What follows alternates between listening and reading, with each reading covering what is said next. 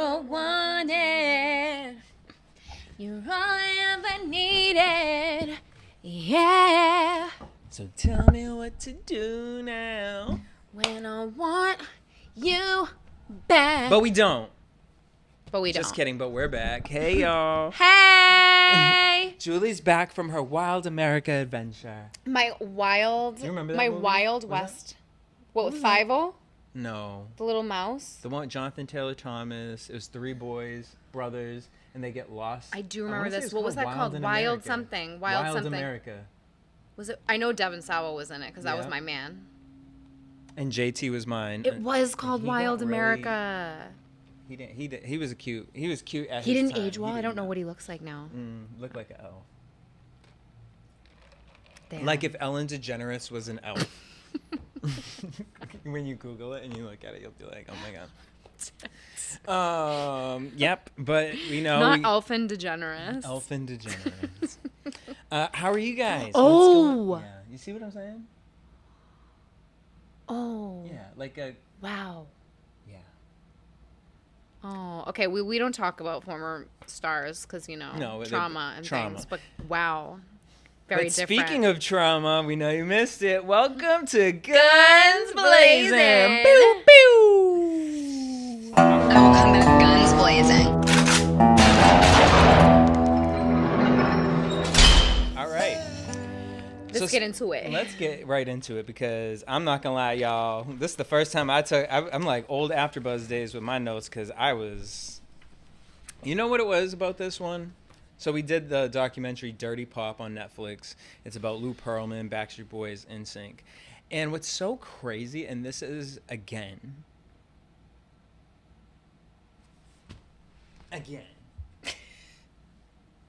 Are you bringing your book? I'm bringing the book. Chaos. Because yes, we're talking about pop culture right now, but like if it happened in the 60s and the 70s politically, why would we think it's not happening now? Okay? Did you finish that, by the way? No. Oh, okay. But when I'm done, when you finish it, I want to borrow it. That's the scariest part is I'm not even halfway there yet. And I'm like, what the fuck? All right. I remember growing up, NSYNC, Backstreet Boys, Britney Spears, Jive Records. And like Lou Pearlman was that dude, that guy. And then I remember when things kind of went wrong with him, but I never really paid attention to it that much. It was very swept under the rug. Like it was not like we did not know what we know now. No. So all that to say is get into this because all I could think with this was Diddy. All I could think with this is like, even because I'm reading that book, like political stuff. It just shows like, and it goes back to every cult we've talked about because the cult aspects of it are there and looking for people who, didn't have a lot of money or had a hope and a dream. Yeah. And I'm going to sell you the dream. And there was so many good quotes from this. But, all right. So Lou Pearlman, nicknamed Big Papa. Immediately no. Immediately when it's like, what? Because all the boy bands he had, there were probably about 50 to 60 boys calling this man Big Papa. It's like, I also wonder what else was going on because we'll get into that too. Yeah. So, first and foremost about this documentary, more into conspiracy world, is the beginning. Well, throughout the whole thing, it's narrated by Lou Pearlman. And it's a video of him in his office, and they make it look like on an old camcorder. And they tell you that it's AI.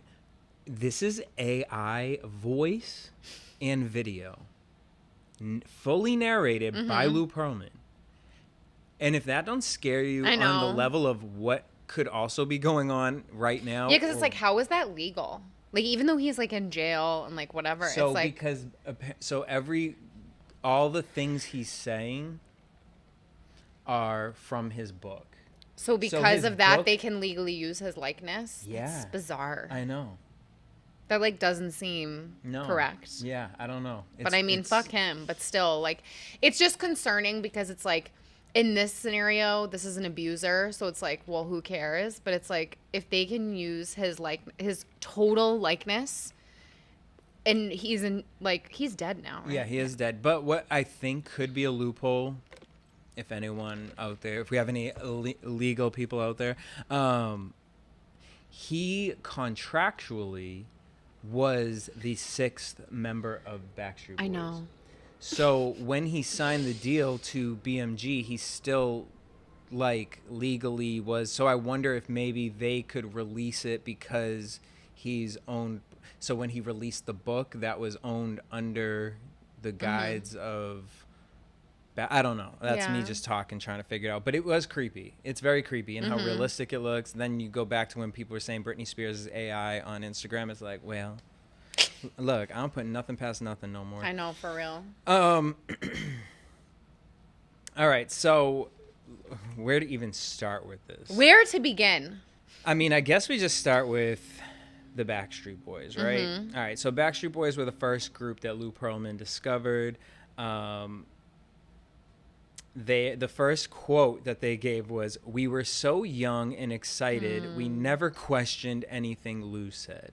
Of course, because this is the person giving them an opportunity. Mm-hmm. It's like when I signed my Bad Girls Club contract, I didn't read it.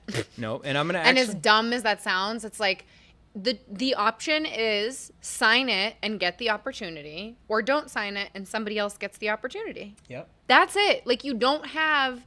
You either take the opportunity and deal with whatever bullshit comes with it, or you don't take the opportunity at all and nothing happens for you. So, and that's the whole entertainment industry. Exactly. And like literally at the end of this, I literally just wrote, just hearing the way they were like describing him, I wrote, "This is literally the devil." And I put over it the definition. And it's funny because after I wrote that, then they end the movie with this quote, and I think we should start with it. If I came to you as an aspiring singer trying to make ends meet, I say I'll invest $3 million to make you a star. If it works out, you make 10 to 20 million, and I'll make 20 to 50 million. Would you take that? Would you take that bet? You would. You know? People will say that, no, I'm smarter than that, and I wouldn't, and I this, and it's like, you would. Especially if you come economically from nothing. Like, that number, too, it doesn't matter that the guy's going to make $50 million and you're going to make $10 million. You're making $10 million. Yeah. You're making $100,000. It can even be as you're getting a designer purse that you would have never touched in your life otherwise. You're getting an apartment that you would have never touched in your life otherwise. Like, those things are powerful because it's a lifestyle they're selling. You know what I mean? And we've talked about that. It's not just about like, oh, we're going to be famous and whatever. It's like, I can take care of my family. I can take my family out of poverty. Like, those things are beyond powerful. And so the thing is, too, and what you learn, like, with just working in Hollywood is, and, well, from me coming from, you know, a little town to moving to Hollywood, you realize, yes, there is a lot of money out here, but there's also a lot of people promoting as if they have more money than they actually do. And what this documentary really hits the nail on Lou Pearlman's coffin that has no tombstone, because in the end, no one gave a fuck about him. Only 5 people went to his funeral. So you can have all the things in the world and have them ripped right from under you. What this whole documentary really proves, though, is the lifestyle and how easily swayed people are for a lifestyle. How we can't just be content with where we are, appreciate the little things. And that's why I think this is actually really cool that you just went on this trip, because I've done the across America a bunch of times, to where it's like I feel like I've become such a more grounded person in life from it, that old Jesse, I probably would have signed this. New Jesse would have somebody read exactly the same. Me now, knowing what I know now, it's not worth my sanity, you know? And so here we go. Let's get into it. Lou Pearlman had to create on the outside, he looked like he owned blimps, airplanes, pizza shops, steakhouses, all these things, which he, in theory, did have these companies. Who Lou had around him when you really look at the documentary, was all these people who, like his assistant slash artist rep, Melissa Moyen. She came from nothing. Lou came up to her. She was like, I was just so, he had the glitz, the glamour, and he offered me a job. He changed my life. And which is still the thing with a lot of these people, is like, as much as they realize how evil of a man this is, he still gave them something. Yeah, exactly. And I mean, that's the thing in any abusive relationship, right? Whether it's romantic, whether it is professional, is like, people don't stay because they're getting nothing out of the deal. Like, they're getting something, whether it's monetary, whether it's emotional, whatever, but that does not negate the fact, just because they're getting something, it does not negate the fact that abuse is still happening. Mm-hmm. I mean, and they talked about it like, the first one was the Backstreet Boys. So 1992, he started his record label, Transcontinental. And so, whatever, he did all the pieces to where he got the band together. Now he has the boys in Orlando, Florida, working out all these long hours, to the point where now that they're adults, they're like, I mean, we wasn't even thinking about no child labor laws. Which I also balance between two, because I think of myself as like a teenager, and you look at like the Olympics going on. These people train their whole lives to be this thing. And it's like, so, with the child labor law thing, it's like, okay, on one hand, yeah, they are working all these hours. They want to be. All the film footage was them real excited, and rehearsals, dancing, all that stuff. And but I also think those laws exist because kids are not able to set boundaries. No, and also like an adult, right? Like an adult can be like, I'm overworked, I need to take a day off tomorrow. When you're a child and you're now responsible for financially taking care of your whole family, and you've been given an opportunity that a lot of people don't get, there are no boundaries. You don't get to say, no, I don't feel like it today. No, I don't feel good today. Like, that's where it is. That's the issue. And it's like, that's why those laws are in place, is because they know that children are not able to set boundaries in the same way that an adult would. An adult would have a hard time setting a boundary in that situation, let alone a child. And so one thing that you'll hear throughout this is that, so with Backstreet Boys, they brought them overseas. They made them big and overseas, and Lou invested a lot of money to make them look like they were like these superstars. Right.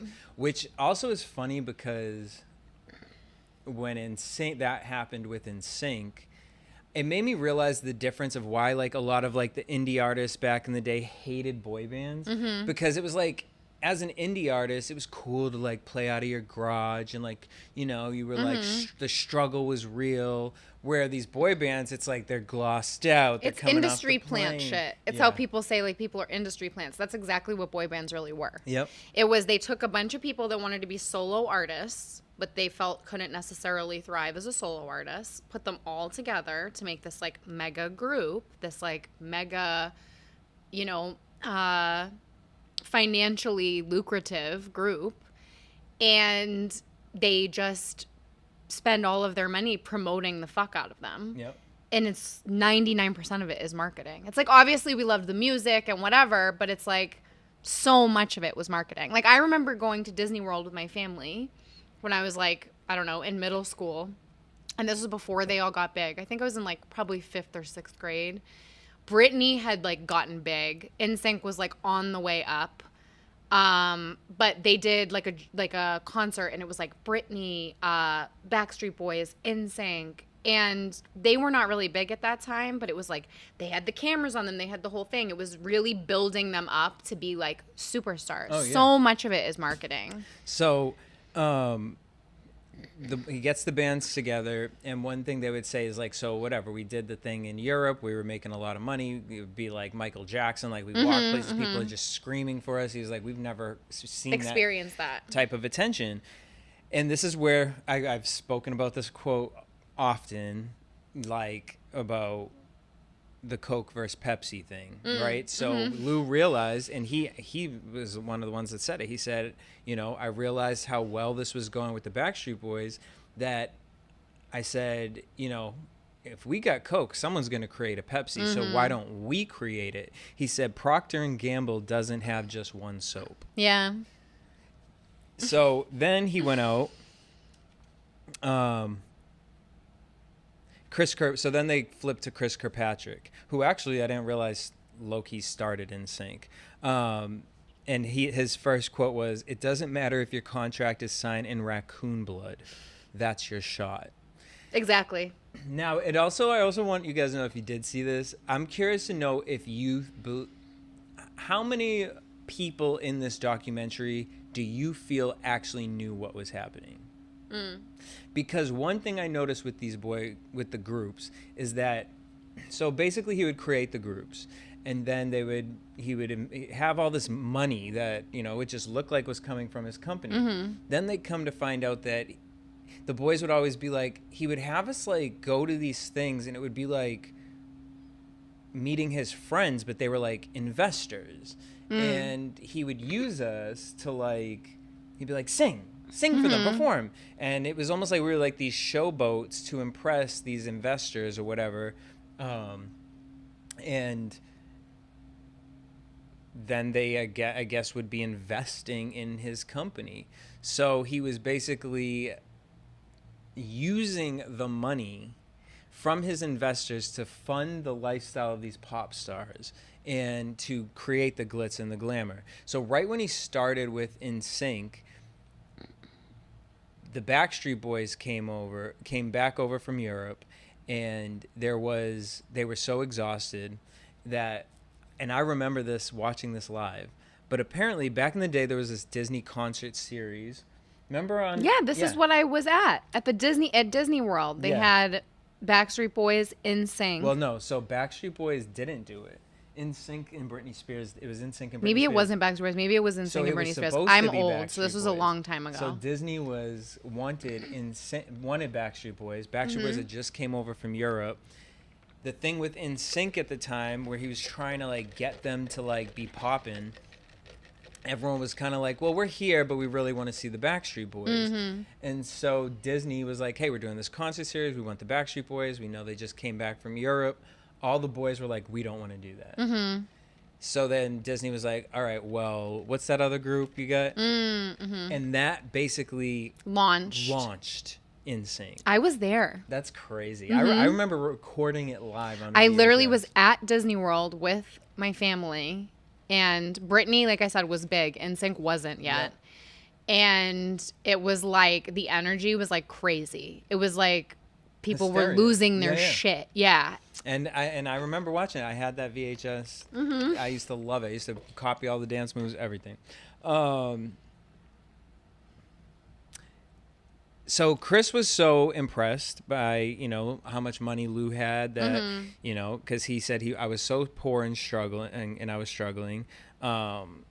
But I ended up getting all the boys together. Justin was one of the first ones, which also just so funny. The video of Justin has Janet on the wall, and he talks about her. I'm like, I can't. But where everything goes dark is when NSYNC gets their first check.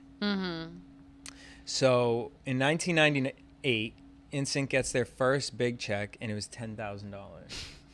And Chris Kirkpatrick was like, oh my gosh, I haven't seen this much money in my life. JC, who was a little older, was like, bro, how much do you make at the mall? Yeah. A year. And Chris was like, oh, yeah, you're right. Yeah. So then Brian from Backstreet Boys realized, okay, I think we're getting underpaid somehow. Yeah.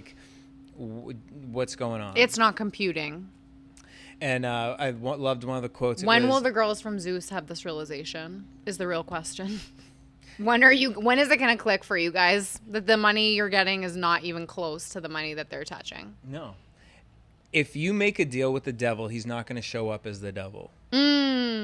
I think that was Chris that said that. Loved that. So there's a quote that's similar to that. I'm going to pull it up right now because it's going to gag you. You can keep talking. Oh, so whatever. The boys start realizing something's going on here, and we're not really into it.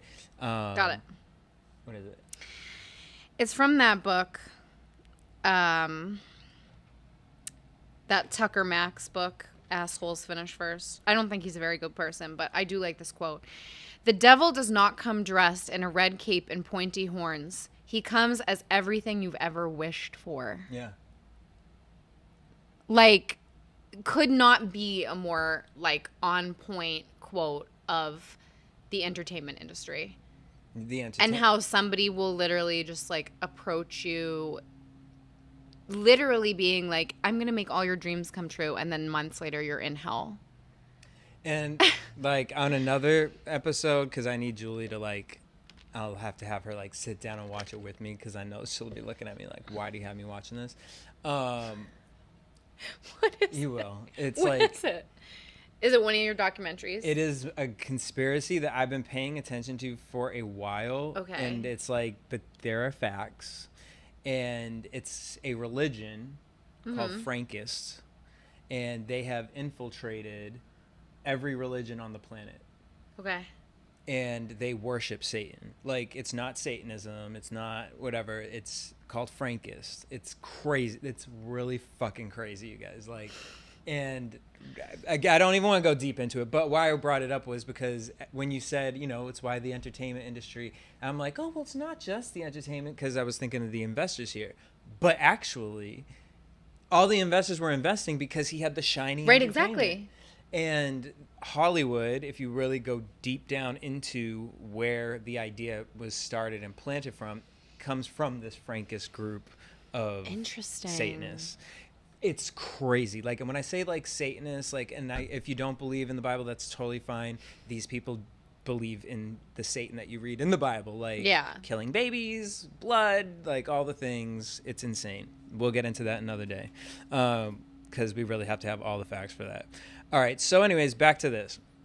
So the boy bands are like, okay, Lou's clearly getting money from more money than us. What the fuck? Like, they get lawyers. Lou does this thing with the Backstreet Boys. He gets them signed to BMG. So it's kind of like, well, hey. Yeah. And they were like, and so we saw even more money now. But in the contract, the deal was he was the sixth Backstreet Boy. So he would make money, more money, obviously, because he was making it as a performer. And then also... Yeah, it's kind of like people who executive produce shows and insist on being talent on the show as well. Right. Which is the story you are sold. The gag is, because we'll just fast forward to this. The gag is, when he made that BMG deal, yes, he had more money. He was flashing all this stuff. In reality, that BMG deal was his last, like, hope. Yeah. And so BMG basically bought him out of what he was going through at the time. Obviously, no one knew about it other than Lou. But he did that so he would still be able to make some sort of money off of the Backstreet Boys. He was not making as much money as people thought he was actually making. But to other people, it looked like, oh, he's the man. He's, you know, like in that case, executive producing and talent. But you really don't own shit. So they bought Lou out, and everyone moved on. So he remained the sixth member. And then, so after that, NSYNC and Backstreet Boys did this at the same time. And both of them actually really had successful. That's when NSYNC did No Strings Attached. Backstreet Iconic. Boys did... Millennium. Yeah. My fire. And it's so funny, too, because sonically, the albums before... versus, like, No Strings Attached was, like... And I would love to get into the Britney Spears of it, because I feel like hers would be the In the Zone album. That sonically just were different from when they were under ownership of something else. For sure. Like, the Backstreet Boys' original album, my favorite of all time. So good. But that tone is very different from Millennium. 100%. No Strings Attached is Totally so much different. more poppier than the I Want You Back Yeah. original. You know? The NSYNC self-titled That's album. interesting. Of the machine of it. Because I feel like we all really fell in love with them, with the authenticness of what they created. Yeah. And then the machine just kind of juice it out. Because when I listen to No Strings Attached, yeah, I could sing all the songs. But that first NSYNC album, Yeah. It just had a different energy. That's how I became attached to them. Right. Britney Spears, Baby One More Time, like Forget it. so they go on their own, have success. Like they all kind of like were mad at Lou, but also just like, hey, he gave us the opportunity. We're right. on a world tour now. We're doing what we need to be Right. doing. Right. Everyone was on their tops. So Lou was like, well, fuck this. I'm gonna do it again. Mm-hmm. And that's where the band or not making the band, yeah, O-Town came from. Wasn't there a girl version? Yeah, making the band with Diddy. No. Danny Kane. No. So before that was the O-Town version. I think Diddy got this from Lou Pearlman. For sure. So I wonder if Lou Pearlman had anything to do. What was the one? It was with Nicole Scherzinger, and they had the song "Get Pussycat Over Dolls. Yourself, No Lie." Get over yourself, no lie. Dun, dun, dun, dun, dun, dun. Living in your life. Dun, dun, dun, dun, dun, dun, dun, dun, dun, dun. Oh, yeah. That was from it was called Pop Star or something like that. I thought that was the antithesis, not the antithesis, like the girl version of O-Town. I don't know, maybe I'm wrong. Something, Orchid Child. What was the show? Okay. Formed from the first season of Making the Band. I thought Making the Band was Diddy. Did he take it over? I don't think he took it over because. Yeah, he did because Making the Band was also Danny Kane. Oh, okay. Interesting. Either or, Nicole Scherzinger was in one called Pop Star. The show was called Pop Star. It was something like, not Orchids Wild. Maybe it was Orchids Wild. I don't know. If you know, put it down below. And I just know the song was Get Over Yourself. Making the Band is a series that exists in separate iterations, each focusing on a specific music act. It spawned O-Town, Da Band, wow. Oh, I love I am old, same, so did I. Danny Kane, Day 26, and Donnie Klang. Except for the first iteration of the series that featured O-Town, all subsequent seasons of Making the Band were overseen by Diddy. Isn't that ironic? You guys. Created by Lou Pearlman, and every other fucking season after the first one was overseen by Diddy! And guess who else the executive producers were? Who? Buna Murray! Look, Bro! the devil is in the details. Not Buna Murray. I didn't even know that. That's crazy. Yeah, no, I mean either. It's not crazy. It makes so much sense. So, it's going to kill me, you guys. I'm so sorry.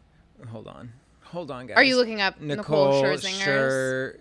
Because I wonder who did that. Pop Star? Because I feel like there was a guy. And now I remember that song. Eden's Crush. Oh my. Wild Orchid was Fergie's Wild first Orchid group. was my shit. That I was was a Fergie's Wild first Orchid group. girly. Eden's Crush. It was American Girl created on the American television series Pop Stars, which aired. Okay, so this was kind of their version of Making the Band. All right, so sorry, had to have that little. That was gonna eat me up. All right, so O-Town. So he's like, well, I'm gonna do it again. So And I'll do it again. Fuck NSYNC and Backstreet Boys. I'm gonna do it again. So he creates O-Town, I saw them open for Britney. which was me too. Oh my god, we must have been at the same one because it was in Boston. Dream Within a Dream tour. Yeah. That would be my only thing is like when I was younger, I could always go see a Britney concert because my parents were really into Britney too. So I was like, Everybody, well, everybody loved Britney. Britney's in town. So Britney was that girl. You know, I wasn't one of those kids who was like, oh, you're not going with your friends. I'm like, no, I'm going for free with my parents. Yeah. Right? Absolutely. So what was cool about O-Town, obviously, was this was kind of the first reality TV. Ugh. It hurts mixed my with heart. Fuck you, Buna Murray. You the boy band. Devilish. Innovative at monsters. that.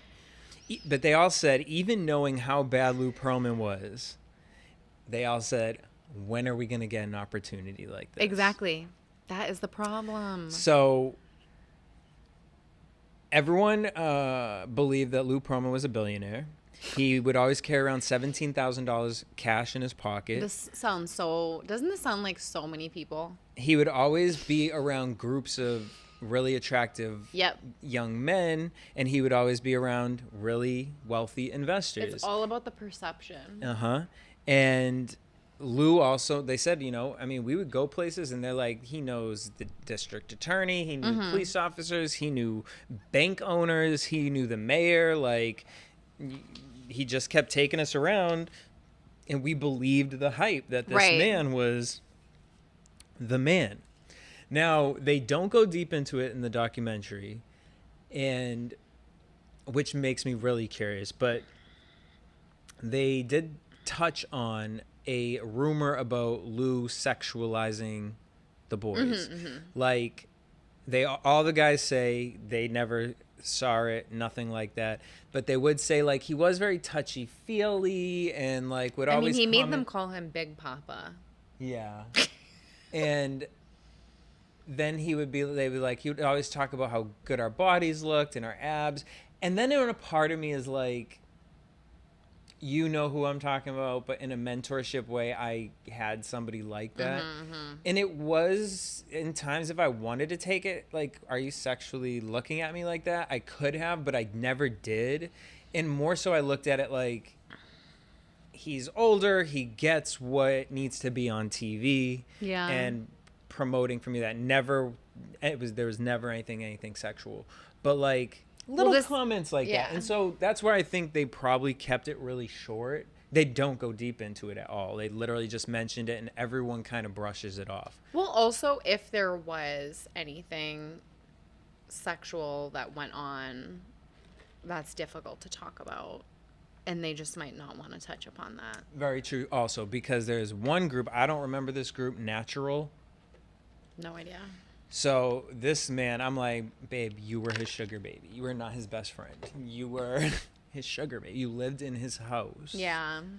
For 8 or however many years. It's crazy how many scenarios that I know like that, though. Living in LA. No, he was like, oh, he's my best friend. Yeah, of like a super friend. like wealthy, powerful if it was your person. best friend, you would know that he was not that wealthy. If he was your best friend, you would know he was running from the FBI. If he was your best friend, you would know he didn't have the deal with BMG. If he was your best friend, you would know things. People who died around him. Like, you would just know. That's not your best friend. And to this day, for you to still say that, like, babe, you're delusional. God bless you. God bless you. And you sweet summer child. See a therapist. Because I can't imagine putting myself in that, because I'm sure you've been through some traumatic things. And if you guys did watch it, he's the one that I'm thinking about. Like, do you think he knew? Because kind of like going back to the 7M cult with what's her name's boyfriend, of the grooming. Like, if I looked at this, right, I would say Chris Kirkpatrick was the groomer of NSYNC. Whether he knew it or not, he's the one that Lou put the battery in, and he gassed everyone form the up. group. The Natural, but that's just another. But to me, like, that is just like the next tier of abuse. Like, the person who is used as the mouthpiece. If they didn't know things. Yeah, and that's where I'm watching this. I'm like, it's really hard for me to believe that Lou Pearlman did this all by himself. Yeah, that one other person didn't know something. Yeah. Because even when I go to, like, this is jumping, but Real Housewives of Beverly Hills, Erica Jane's man, I can believe. Yeah. No, I actually can believe that Erica Jane did not know as much as people think. 100%. Especially like a kept woman, a woman that's getting taken care of. Like, they're not fucking worried about what the finances, the ins and outs of the finances. But all they care about is my lifestyle. Yeah. And he couldn't do that alone. So that's where with Lou, it's like you had a lot of business people involved. And that Natural kid, I'm like. And the thing that sucks is when these people do go down, they don't go down alone. I mean, with Lou Pearlman, it's different.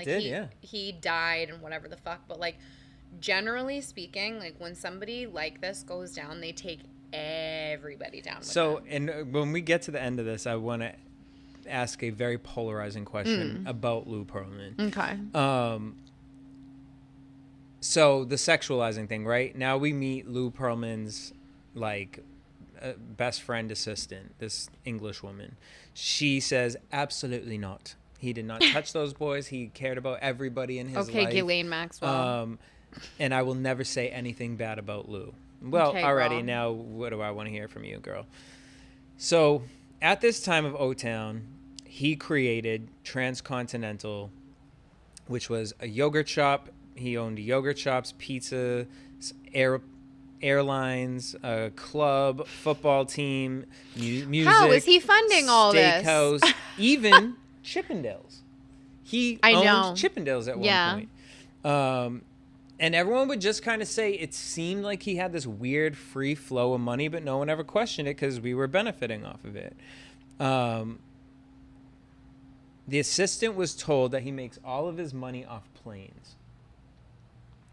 You're going to die, you guys. So he had a hangar. Mm-hmm. And in the office, he had a picture of a transcontinental plane flying in the air. So you go into his office, he has models of planes. Mm-hmm. He has all these pictures of planes. I mean, talk about the Bow Wow challenge, you guys. They come to find out that the main picture that everyone was so in awe of in his office was a literal toy plane held close to the camera and good fucking bye. You guys, like Hollywood. I'm like the Bow But it's Wow challenge. It's not even surprising. No. Like being in this industry and living here and like it's such par for the course of people to just quote unquote fake it till they make it.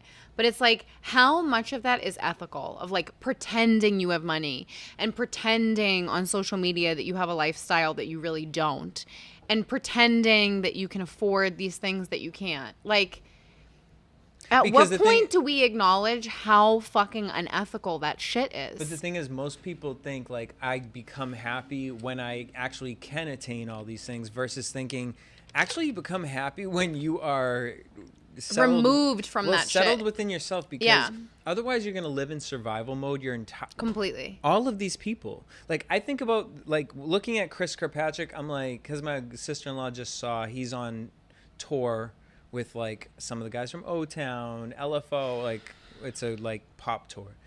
And I'm like,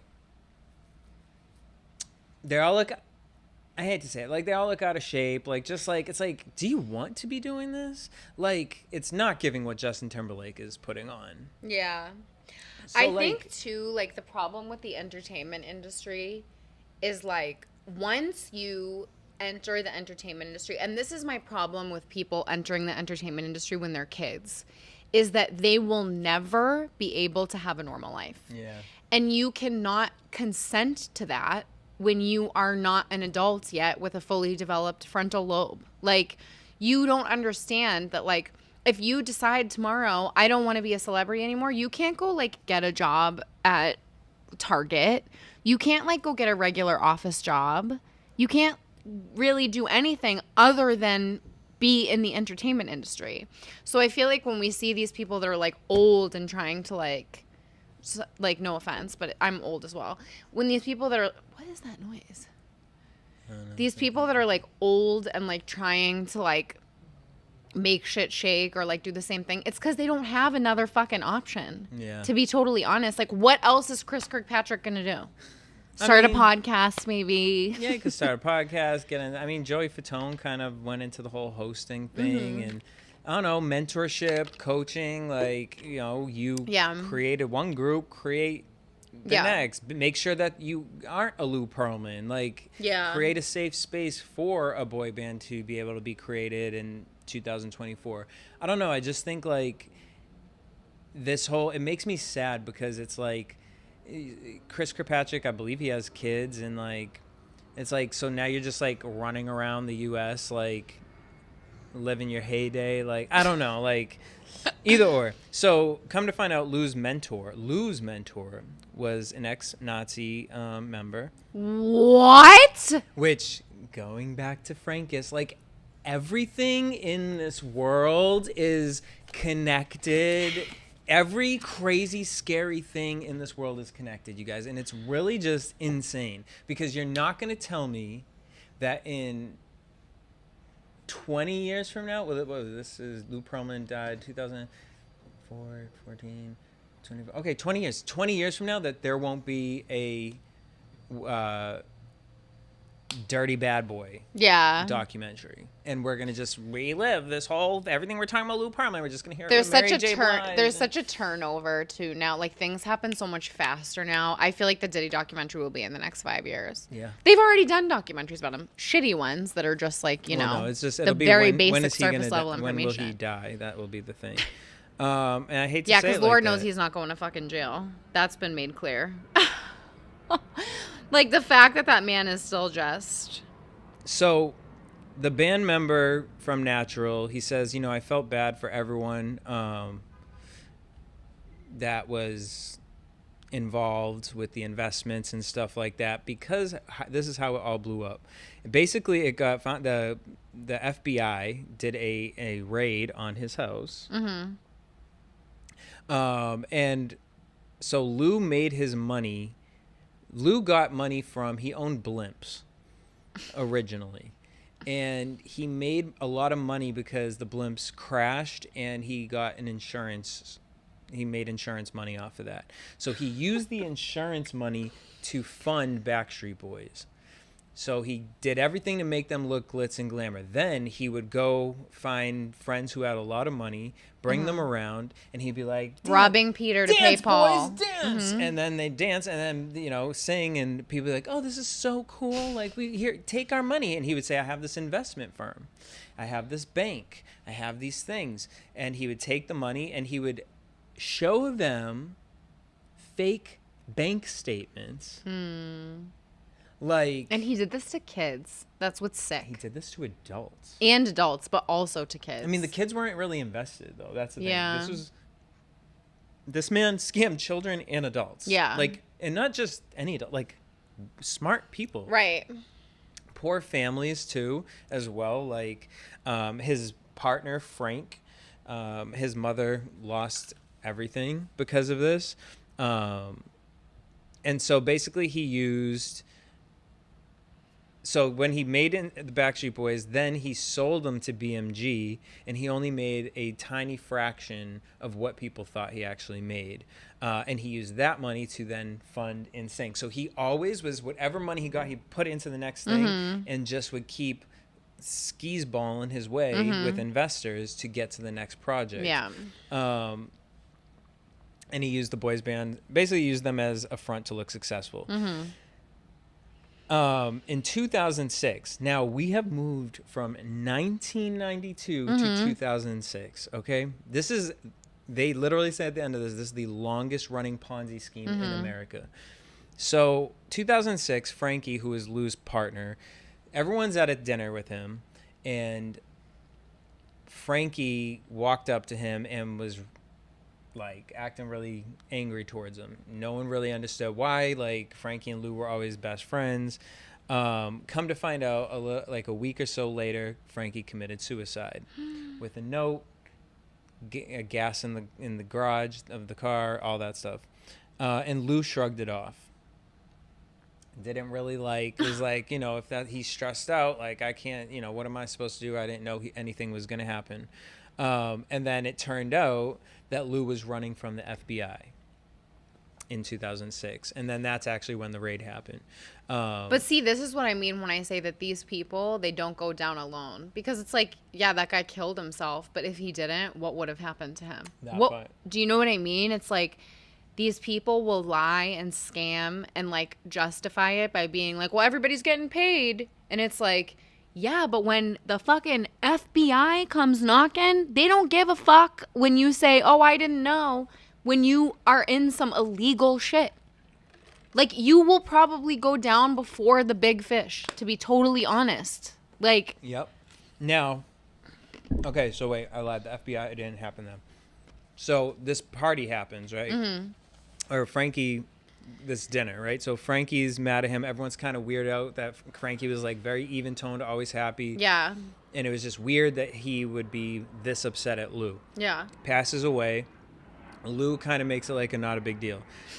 So then Lou has a 50th birthday party. Every year he would have a birthday party. It was huge. All of them. Please post Please my post my B-Day B-Day on Zeus's page.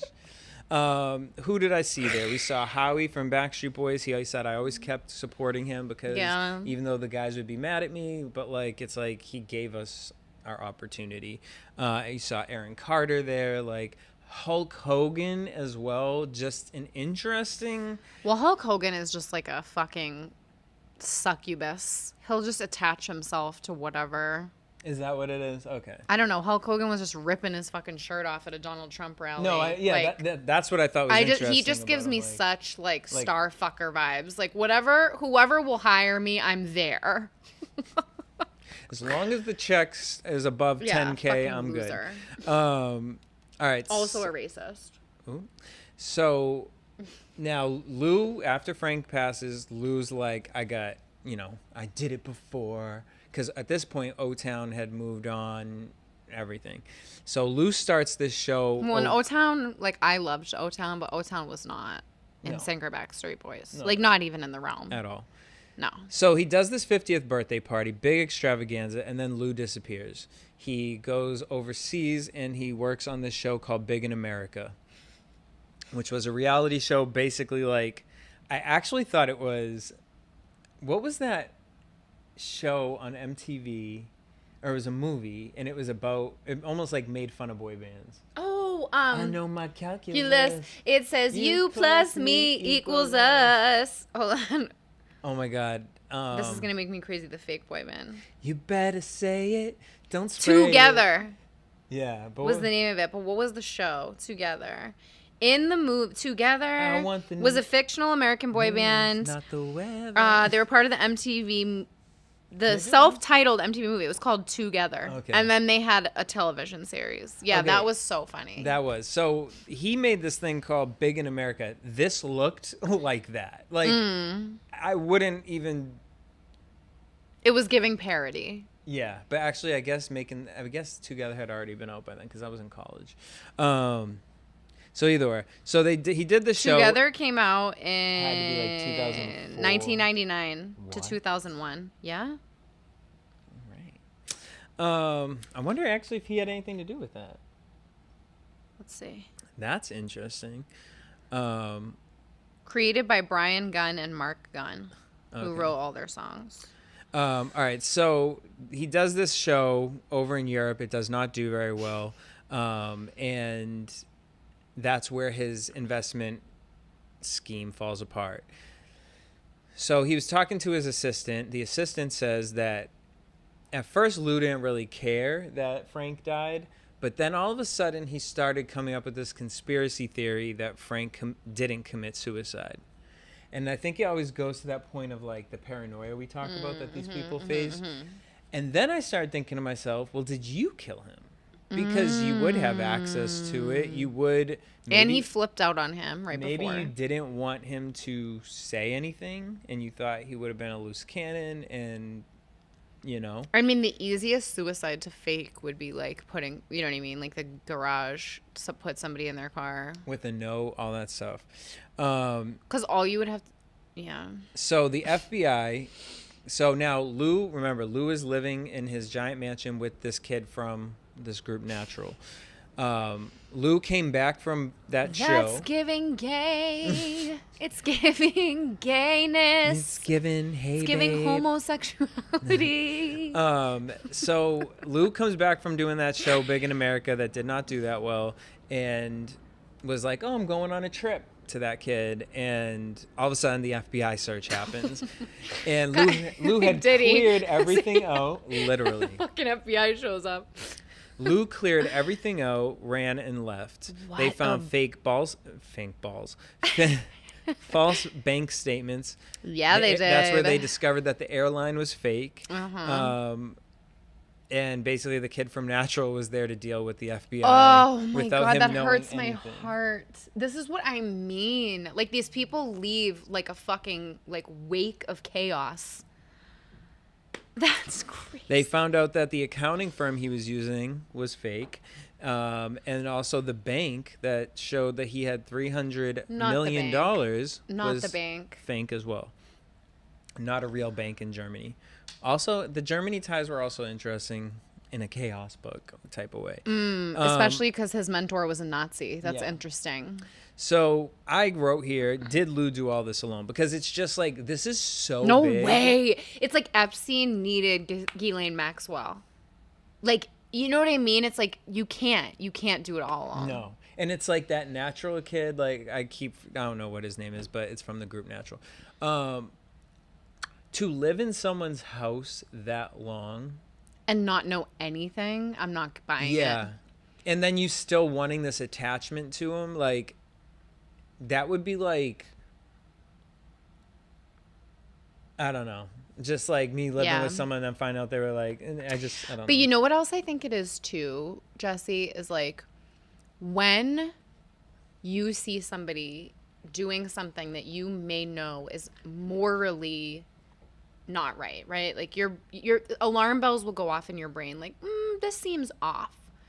But then when you're looking at everyone else around them, and especially when those people are successful and they're famous and everyone else around them is acting like this is completely normal, that is the mind fuck. Yeah. That is what convinces you.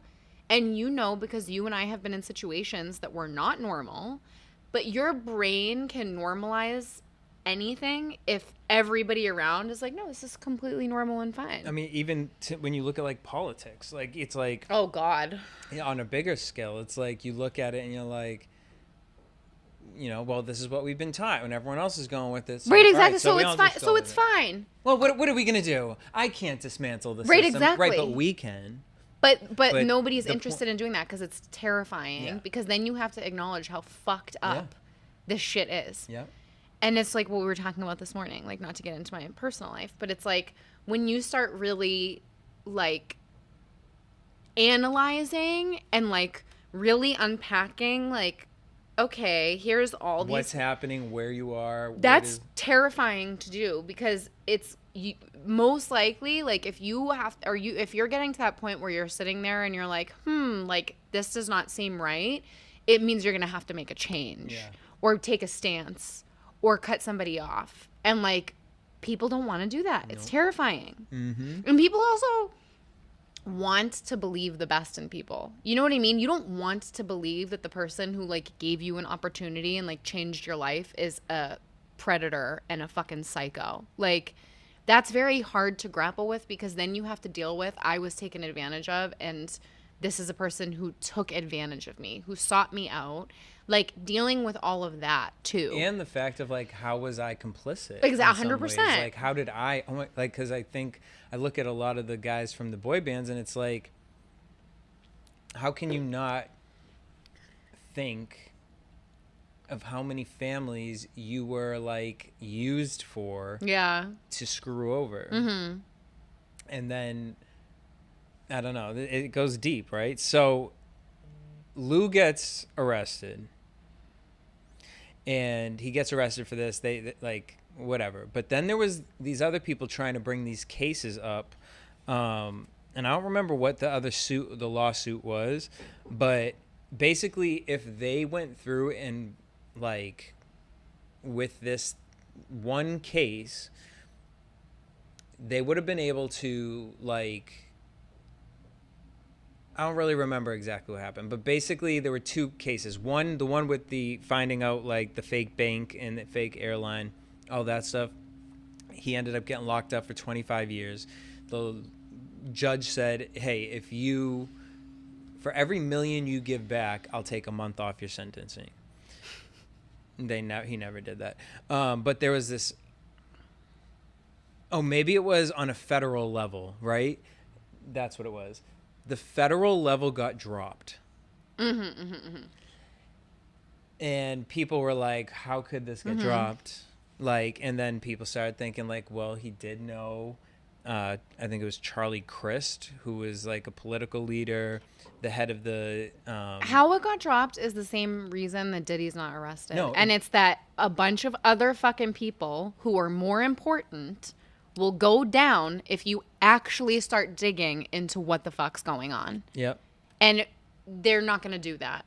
The government is literally designed, people think stupidly, incorrectly, that the government is designed to like protect people. It's not. It's to protect the interest of the wealthiest 1% of Americans. Yep. And so when you get into situations with these people who have mega fucking money and are tied in with like politicians and whoever the fuck else, it's like they will pick a scapegoat and let that person go down, but they will only push it so far. It's like Epstein dying. Nobody thinks that man killed himself. No. No one in their right mind is like, nobody, doesn't matter what side of the political aisle you're on. Like, I'm the leftist of the fucking left. You can be the rightest of the right. Everyone agrees that that man did not kill himself and that it was specifically enacted because if he did not die, so many other people would have gone down. Yep. I 100% agree with that. So to wrap this up, basically the last kind of quote he said was, what I realized was people will do anything for proximity to fame. Mm-hmm. And so as long as he could curate this idea Exactly, that's all it is. Of litmus, you have to sell a lifestyle. That's all it is. He can get people to do anything he wants. Mm-hmm. Similar to how we see, everyone talking about, well, everyone at Zeus makes so much money. Everyone gets, they're traveling. And then you hear about these girls living in their fucking cars on food stamps when they're not filming. Or you hear about these girls that are no longer on the show anymore and they're fucked. Financially fucked. Like they've built nothing. Because getting money thrown at you and being on TV and getting money thrown at you just in those scenarios, it's like Bad Girls Club. Yeah, we live in a mansion when we're filming. Right. Yeah, we're going to like nice restaurants and whatever and when we're filming as part of a budget of a production. We're not seeing that type of lifestyle outside of that show. I mean, you can see even when you look at like the Zeus girls, it's like when they're not you can tell filming. when they're filming and when they're not filming on social media. Well, yeah. 100%. When they go live, you're like... Same thing but same thing with BGC. It's like it's the same exact pattern. Floors? Right, exactly. Where's the mansion? Yeah. All right, so Lou dies, only a few cared. 5 of them went to his funeral. He literally there's no marking for where his grave is. Like like his assistant, the woman that said I think she just genuinely felt bad because there is this weird feeling from everyone. It was like no one wanted to touch it. Yeah. But like they still did have a love for him. Mm-hmm. And she says, and she's not the only one, but basically, because a few of them say in Lou's mind, he was going to be able to pay everyone back. Yeah. But he was living in this surviving thing of he couldn't tell people what was really happening. Right. Something would happen, then he would get the next thing. And so in his mind, he's like, I'm going to make it work. And he's on this roller coaster. Mm-hmm. So the thing is like, even with good intent, let's just devil's advocate, even with good intent, the puppet strings of messing around and playing with people's lives... Mm-hmm. And selling them a dream that you can't even it's give like, them. It is so delusional to the point where it's like, even if you were a good guy, you're not. Because everything that everyone thought was good about you was a lie to yourself that you were painting for yourself so that they would all believe. So it's like, here's a lollipop. Here's this. Here's $10,000. Here's this. Yeah, you're giving that because you're scared. And so you want people to like you. So you have to create this lifestyle around you so that people can like you for the things that you can do, not for who you actually are. And that's where I look at the assistant and I'm just like, girl, you too old to not clock that. Well, and this is why money is such an abuser. It's such a tool of an abuser, right? Because it's like, I'm not being genuine with you, so we're not having a real emotional connection. So that's not there. I'm not giving you that. But I am selling you this idea of security. I'm selling you this idea of a different life. And when we hit this milestone, you'll be happy because you'll have this. Mm-hmm. And abusers use that all the time. Like in so many scenarios, so many different ways. And it's like, regardless of whether or not he believed he could get to that level, the bottom line is that these people were not consenting to something that was real. Yeah. And they put all of their eggs in this basket and tied their lives into this person and into this lifestyle that they thought was XYZ, and it was none of those things. And it's like, no matter the intention behind it, like, that is abuse. Like, because you're taking away a person's ability to consent when you're not telling them the truth. Yeah. You know? Yeah.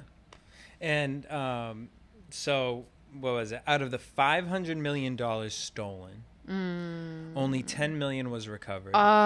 2,000 individuals and families had invested. Shit. And yeah, this was the longest running Ponzi scheme in American history. And, you know, it was funny when he passed away, Justin Timberlake tweeted, sending condolences, or, you know, something. Something like, I hope you found peace. Rest in peace, Lou Pearlman. And that's so interesting to me because it's like, a lot of people, like, at the end, they showed different people. Obviously, the investing people were like, fuck him. Yeah. He deserved to die. Other people were like, you know, he was he shifted culture. You know, he was a friend. And then some people were saying he was a fraud. It was literally like polarizing. It was like, I loved him. Oh, I hated him. He created a culture. He was a fraud. So in the end, when you really look at it, it's like, this is an evil genius. This is literally the devil. The definition of a devil is the devil's not going to come to you and like chain you to a wall and be like, I'm going to open your fucking guts up. And no, he's going to fucking bring you coffee and fucking donuts and be like, babe, sit down. I want to show you this amazing contract. For millions of dollars. Millions of dollars. Like, don't you want to go on a yacht? Are you sick of living here, girl? You like this couch? How many times are you going to film on this couch? You know what I'm saying? Yeah. I can get you a studio. And it's like, oh, well, yeah, you know what? Yeah, I don't want to fucking film on this couch. Right. Okay, $100,000? Why the fuck not? Why not? You know? And then it's like, oh, Ponzi scheme. Oh, I just signed away my life. The natural guy, God bless him, he was crying, saying that, you know, that was my best friend. And it's like, I think there's something else going on there with you, that your attachment to this man and this person, even he had an attachment to an idea of somebody. Right, so he's probably mourning this idea of like, that was my best friend and that wasn't a real person. And that's where I go back to, and we were literally just talking about this before. What is a friend? And it's something I've had to learn. I've had to learn what is a boyfriend, what is a friend, what is a best friend. It is so important to sit with yourself and understand yourself so that you can understand the others that are coming into your life. Because when you are fully centered, it is very hard for an outside force like that to penetrate you. And they will look for all the cracks in you. And I think that the thing with this is, like, it made me sad listening to this kid, because I'm like, at what point do you take the money and all the stuff away? Like Lou Pearlman with this kid. You want to know how this kid and all the FBI stuff really came out? Was this kid sitting at home like, oh, where'd Lou go? Yeah. And then the FBI calls him and is like, hey, so we found out that you've been transferring millions of dollars because Lou used this kid's last name. And this is what these people do. And this is why it's like, yes, he shifted culture. Yes, he gave these people an opportunity. Yes, he obviously like had a vision and enacted it. And it's like, we can give him credit for those things. You know what I mean? Because they were culturally important. But the fact of the matter is that this man knew well enough to take a stupid idiot kid who needed an opportunity and make him the fall guy. Yeah. And this is what these people always fucking do. It's like, if you really believe in it and your intentions are really good and you're going to stand behind it, why are you putting other people's names on documents? Why are you having other people do your dirty work? Why aren't you the one putting your ass on the fucking line if your intentions are good? Because they're not. Yep. Because it's self-serving bullshit. So this man was not your big papa. No. He was not your best friend. He was not your sugar daddy. Like, I guess he was, but... Yeah, until that money dried up and he went to jail, honey. But just to see what am I saying? The connection that he still had, even when Lou was in jail. Like, he was playing all these voicemail conversations of how they used to talk, and he would check in on him. And it was just sad because it's just like, you know, after my ex, I did go through a mourning, and like, there's never been a time where I've like sat with it and been like, I miss him. Yeah. Like, I don't ever want to sit and speak to that man again. Like, you know, and I've thought about it too, because I've had some closure with some of my exes. But like, I think about that one specifically, and one of my friends was like, well, would you ever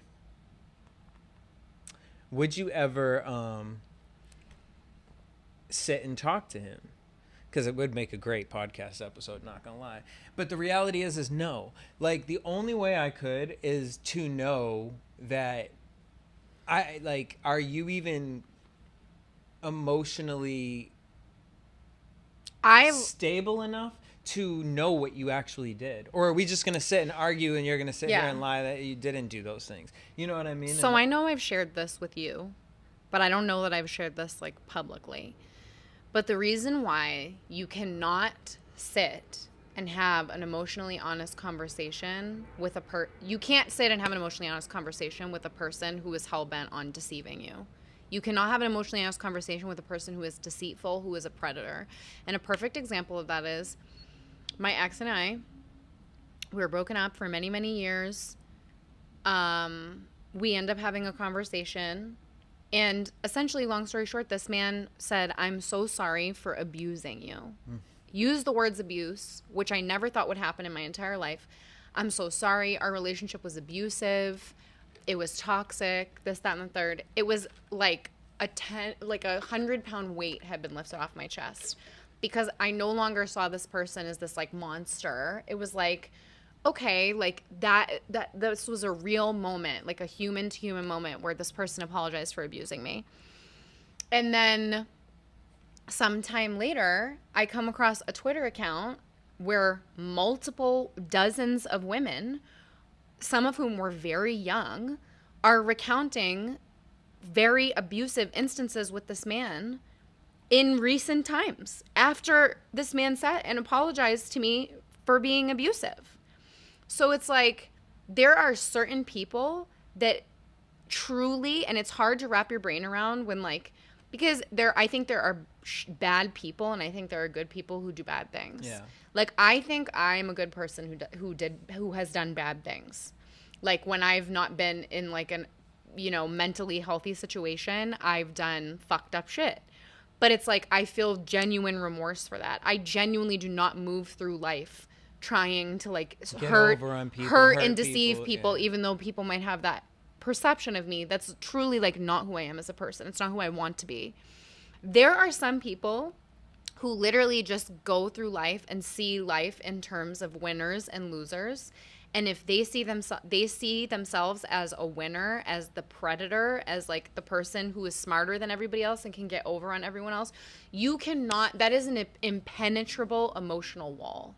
That is a person who has completely lost touch with their humanity. And I experienced it firsthand when my ex literally fucking said, I'm so sorry for abusing you. And then come to find out this man was enacting all of the shit that he did to me onto other women, seeking out purposely young women, naive women, women in bad financial situations. Like, it's a very specific type of person that he would prey upon. And so that's the problem, is like, when you are a genuine person, it is so out of the realm of possibility that someone could be that monstrous and that evil and like truly look at other people as like prey, and what can I get out of them and how can I benefit from this? But some people really do move through the world like that. Yeah. Well, I think a lot of people really don't love themselves, even though they act like they do. They think that they do. They floss like they do. And I used to think that those people loved themselves more than I loved myself. Yeah. And I would surround myself with those people. And then you realize, oh, I'm good. I'm gonna go get me a croissant and a coffee, and I'm going to go home. Because, are you guys okay? Like, no. What? The answer is like, no. yeah, I don't need to be sitting in this mansion doing that. No, exactly. I don't need to be by this poolside. You know what? As a matter of fact, I'm going to go sit by my own pool. Like, Call Uber. Yeah, I'm going to call Uber, and I'm good. actually, I thought I wasn't good, but seeing all this, I'm good. And I think it's literally just getting worse with social media. Honestly, it's scary. I feel like more people are falling into the idea of versus like actually connecting with themselves to be able to connect with other people. Like I go out with some, not anymore, but I would go out with certain groups of people and like you just be listening to some of the conversations. I'm like, what is like Yeah. my brain? Like, not wait, do any of you guys even know each other? Yeah. Oh yeah, no, that's my friend. Like you said, your friend. Like we're in a high speed chase right now. Like what is happening? Like what? Please, I just want to go home and watch Golden Girls. Like, and it just all of this to say, like watching this, what it really solidified was do the work on yourself. Pay attention to your surroundings. Trust your intuition. Yeah, this is something I feel we've been so far every removed single from. one of them said, yeah, something felt told me something weird, felt wrong. Exactly. But it was like, but the guy had $17,000. 100%. Like, wow. 100%. This is me in every situation that I've ever been in that has turned out terrible for me. There was that feeling in the pit of my stomach, like something is not right, something is not right, something is not right. But I'm looking around at everyone else, and everyone else is like fine and acting like it's normal. And so you just bury that and push through. We need to stop burying that and pushing through. Yeah. Like you really, if you want to be safe, move through this world safely and really like taking care of your own well-being, you have to learn to listen to your intuition. Because I spent so many years being like, no, I'm too emotional, I'm irrational, it's wrong, I'm freaking out for no reason. And now in retrospect, my intuition was right 9 fucking times out of 10. Yep. And again, it doesn't get, it's with literally every little thing we do in life. And it doesn't really stop because there are so many fucking, there are more zombies than there are awake people. I hate saying woke, but like yeah. awakened people, and that the idea is to wake them up, wake the zombies up, because they can be. The thing is we are just literally plugged into this thing, the Matrix. Like literally the Matrix movie, like now I'm older looking at it, is like, wow, that was fucking deep. It's but capitalism. Back in the it's day, like I didn't live to make rich people money. That's Yeah. literally what it is. Because we live under capitalism, we live in a society where your only value is what you can provide monetarily. And when that is the system in which you live under, you cannot be mentally healthy, because human beings' value is not from money. No. Money is dirty paper. It doesn't fucking matter. Like really think about it. What is your if you're sitting at home, and the thing is, I feel like our viewers aren't even these kind of people, so it's like to even say this, but we'll cut this as a clip. What are you, think of these two moments, which makes you happier, right? When you're sitting home watching TV, eating popcorn, like just, you know what I mean? Like you're sitting at home by yourself in your darkness with the AC blasting, right? And you're sitting at home binge watching a TV show.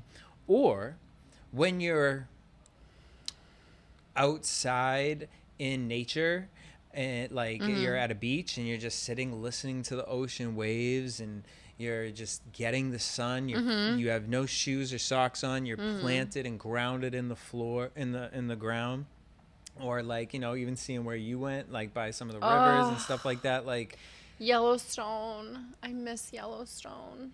Or is it like a lunch at Nobu? Like, yeah, the lunch at Nobu is great. It is. I love it. You know what I'm saying? Yeah. But what is more soulfully nourishing? Yeah, and the thing is, in the moment, the Nobu one feels like it is, right? But then it's also like, but why is that equivalent of spending all that money, feeling of something that, this isn't really my lifestyle or whatever the case is, like you're continuously giving for something that could be made somewhere else versus the freedom of the freeness of when you are sitting in nature. And you're fully connected. And I say all this because I was watching this TikTok where the girl was like, we are being sold literally nature's gifts. Yeah. Like, it's like they keep us in these we are Black Mirror. Yeah, we're not in jail cells, but like we sit inside our apartment with fake air, with We're blocking the sun. Listening to and watching nature landscapes on YouTube. We're being sold red light therapy. We're being sold, the grounding blankets and grounding things. She's like, just wake up at 6 a.m. and go watch the sunrise. Outside. That is red light therapy. That is literally, you don't But need red even- light therapy if you're seeing that. But can I tell you too, like I went and visited multiple national parks this past week. I went to Yellowstone, I went to Grand Teton, I went to Bryce Canyon. $75 just to enter. Just to drive through Yellowstone is $75 fucking dollars. Like we literally live in a society that has monetized and is gatekeeping anything that keeps us healthy. Do you know about, have I ever gone on my tangent with you about, what is it called? It's like plant sexism. So only female trees sprout fruit.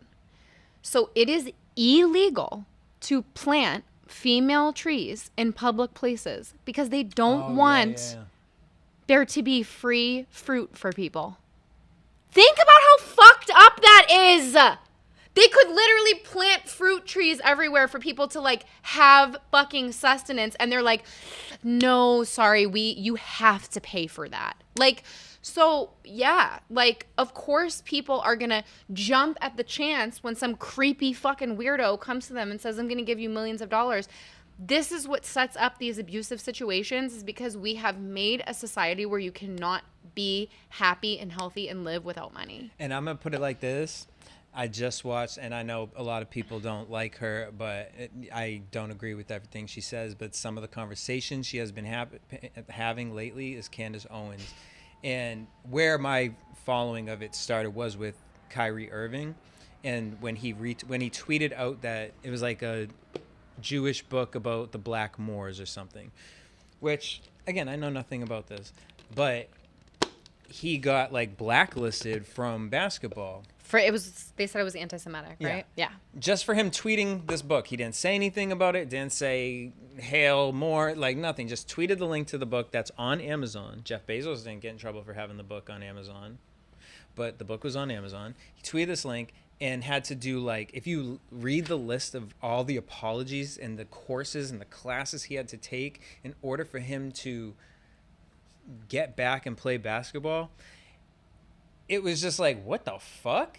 So that's where I started listening to her, because she was one of the only people who really was like, what the fuck is this going into? Then the Kanye West shit happened with him saying, like, I'm going to go DEFCON 3, and everyone was like, he's anti-Semitic. And she was standing up for him, and then that's when the Daily Wire started treating her differently. So that was where my intriguingness of listening to her was. I never cared for her before, anything like that, but her conversation on this power that runs in Hollywood, that I was like, well, she's the only person really talking about this. All that to say, when Kanye did the DEFCON 3 thing, she did a sit-down interview with him. She wanted to have him on the show. Daily Wire would not let her do that, but she recorded this interview with him anyways. She just released the interview. And what was really fascinating about it is he started talking about why the media paints him as crazy, why, you know, how he was easily, because of his mental health or whatever the case was, he was easily painted crazy by certain people in the media because he thought they were his friends or whatever the case was. And you listen to like this stuff that we're talking about today, and here is this, you know, this young black kid at the time, and he makes all this money. He's listening to all these white friends, and they're telling him ... Then all of a sudden you start realizing, like, wait, my dentist is like giving me rules, like my Jewish dentist, my Jewish this guy, like, wait, what is going on? Like, my fitness trainer. And for him to be one of the richest black men in the world, billionaire, but he's never talked about as if he's a billionaire. He's always talked about as he's crazy and all this stuff. And when you listen to all the things that he was talking about wanting to do with his money, it goes against everything he would have been able to show people how to sell cheaper clothing, create your own cheaper clothing, the type of like apartments he wants to build out in Wyoming, like how to live off community and nature and growing our own plants and growing and learning how to share. Like that is his mindset of the type of world he wants. You know, he's crazy to a genius point of like, he can see a big picture that we'll all paint as crazy, but like, to live in a simpler time and simpler community to where it's like I can just wake up, or like I think it's Sweden where you can walk down the street and you can pick fruit off your neighbor's things with a basket, and it's literally like you're at a market. Well, they'll never let that happen here. But I think with Kanye, there is a little truth to both things, because his behavior, knowing and growing up with people that have bipolar disorder, is very in line with bipolar. And I think a lot of the things that he says, are from a place of like mania and paranoia. I do believe that. But if like, you I take think somebody like that and you put them in like Lou Pearlman, running away from the cops and all this stuff, you are living in paranoia. So then when you take someone and put them in that, how can you not be that? Yeah. I also think the problem with so let's say theoretically that Kanye is genuinely like trying to make this like new, simpler life or whatever. But I feel like it's also bullshit with him, because so much of what he does is like flash his wealth and like says very classist shit and like puts his fucking wife in literal like strings and like parades her around. Like, this is not like an aspirational, healthy person, in my opinion. But is it I also because think that he knows that is what will garner attention? But at this point, it's like he's a billionaire. So it's like, if you still fucking need people to give you attention and you're a fucking billionaire. If I'm a billionaire, I am disappearing, bro. You will never fucking hear or see from me again. I don't exist. I'm Casper, the friendly ghost. Same. Because there is a difference between people who just want like money and power and people who are like, the problem with Kanye is he wants like constant validation for, it's like not everybody is going to agree with the way that you think. But also my thing with him too is it's like people, it's like for me, him talking about, oh, I'm a billionaire and I want to do XYZ and people aren't letting me and I'm hitting all these roadblocks. It's like, well, yeah, duh, because that's not how the fucking system works. Right. The same system that made you rich, the same system you played into and played by the rules and got all the way up to this top, now you want to change it, and it's like that's not how it goes. It's like people who join the police force and are like, I'm going to make change, or people who are politicians that are like, I'm going to get in the government and make change. And it's like, no, you're not, because that's not how the system is designed. You cannot change a system that is already in place as one single person inside of it. That's not how it works. But then what, well, what do? We just all suffer? Like, at what point do that's the thing. He needs to stop going to wealthy people for solutions. If he genuinely wants to make change, you need to unite with working class people. So that's where I feel like this conversation of him felt very different than any conversation I haven't watched it, so I can't really like comment. I recommend just him it. in general. Like, I recommend it. It was interesting too, with as someone who has gone through anxiety, like crazy anxiety spells, depression. He even said like I've never seen him this clear thinking, calm in an interview ever. Yeah. And he said, he was like, I have a lot of energy and all this. He was like, so if I'm well rested and I go do a podcast, he's like, it's easy for someone to get me to go on different tangents. Right. I do. I think I sit here same. and I go on several Fully tangents, same. right? So it's like, but he was so tired that he was very chill and just a very smart conversation. Totally recommend it. Also, so because yes, bipolar, but this book is the psychopath test. And this is interesting because it talks about leaderships and business people and how in order to really be that, you have to be a psychopath. Yeah. 100%. I've literally said this since day one. In order to succeed in certain industries and in order to be extremely successful, you have to be a psychopath. Yeah. Like, I mean, look Everyone I know in LA, from the time I moved to LA 10 years ago to now, the people I know that have succeeded are the worst people I've ever fucking met in my life. The most morally bankrupt, single-minded, money-minded, self-serving pieces of shit on earth. I'm going to be real with you. That is who fucking succeeds.